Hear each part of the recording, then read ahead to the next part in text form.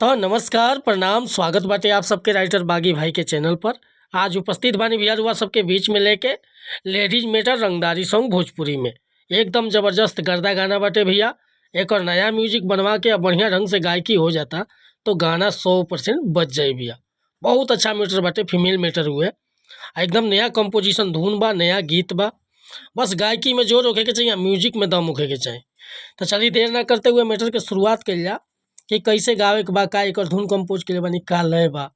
लेकिन गाना स्टार्ट करे से पहले भैया रुआ से एगो बात बतावल चाह कि रुआ अगर नया सिंगर बानी और सिंगिंग में इंटरेस्ट बा, अच्छा मीटर के तलाश में भटकतानी, सही ढंग के गीत नहीं खे मिलत, बढ़िया मीटर नहीं खे मिलत, तुकबंदी सटीक नहीं खे मिलत, तब भैया अगर हमारा चैनल पर आ गए बानी तो निश्चिंत रही, निराश भैला की जरूरत नहीं खे। रुआ जैसन भी मीटर चाहत हो खब लिखवावे के बिल्कुल उचित चार्ज पर रुआ के फर्स्ट क्लास के मीटर मिले, चाहे रुआ हिंदी में लिखवाई या चाहे भोजपुरी में लिखवाई।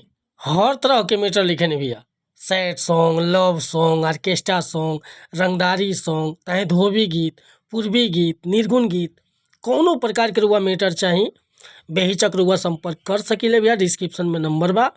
और कहल चाह आपकी चैनल पर नया बन तो चैनल के सब्सक्राइब कर ले, बेल आइकन प्रेस कर ले, ताकि हर रोज़ रुआ के नया नया मीटर सुने के, देखे के और गावे के मिलत रही भैया। आज के मीटर बाटे देखिए कैसे गावे को बा, डमी का बाइकर कि जिला में करेला बड़ा बड़ा कांड हो, हमारा लभर के बा बहुते डिमांड हो। सुनो होश में रहो, जिला में करेला बड़ा बड़ा कांड हो, हमारा लभर के बा बहुते डिमांड हो। डरेला ना प्रशासन से तनिको, कोर्ट कचहरी थाना से, आ भूल के कब पंगा न ली हो बाबू हो हमारा दीवाना से, भूल के कब पंगा न ली हो बाबू हो हमारा दीवाना से। तो भैया ये मुखड़ा लेकर वह सबके बीच में उपस्थित रहनी है।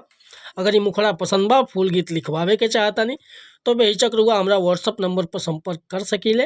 व्हाट्सअप के नंबर बा 8874473128। कोनो प्रकार के मेटर लिखवावे खतरा, चाहे हिंदी में चाहे भोजपुरी में, बिल्कुल उचित चार्ज पर हुआ के फर्स्ट क्लास के मीटर मिली।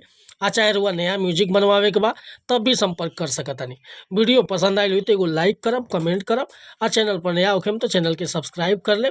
मिला तानी फिर से हम अगला वीडियो में कुछ नया गाना के साथ।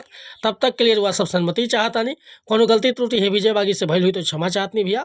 जय हिंद, जय भारत, जय भोजपुरी समाज।